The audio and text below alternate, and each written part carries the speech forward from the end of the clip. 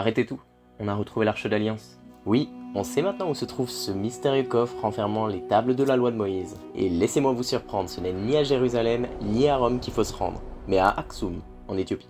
Bon, pour comprendre, remontons 900 ans avant Jésus-Christ. Vous voyez le roi Salomon, celui qui a bâti le temple de Jérusalem?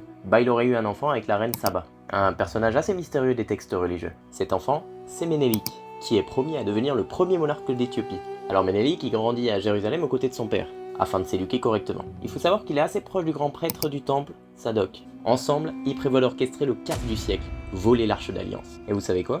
Ça va fonctionner. Ménélik y retourne sur ses terres avec l'Arche en prenant soin de laisser une copie. Il a été bien éduqué. Mieux que ça, lors de sa fuite, une tempête le protège de ceux qui voudraient le suivre. Il aurait été protégé par Yahvé, l'Arche n'aurait plus bougé depuis. Elle reposerait dans l'église Sainte-Marie de Sion. Bon, vous n'êtes toujours pas convaincu par cette histoire? Alors est-ce que vous connaissez Abba Tesfa Mariam? Bon, il y a 99% de chances que non, alors je vais vous le dire. C'est un moine éthiopien qui a une particularité assez unique. Il a été choisi pour garder l'Arche. Au programme pour lui, prière et dévotion. Bon, l'avantage du poste, si je puis dire, c'est que c'est le seul être humain sur Terre à avoir l'autorisation de voir l'Arche d'Alliance. Si vous souhaitez prendre sa place, je suis désolé de vous décevoir, mais il va falloir être choisi par Abba Tesfa. En effet, c'est le gardien actuel qui choisit son successeur. Mais attendez, vous savez le plus fou dans cette histoire?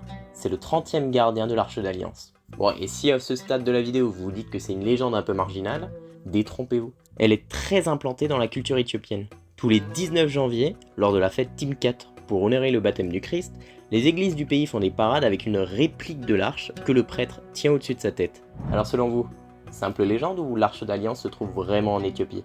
Dites-le moi en commentaire.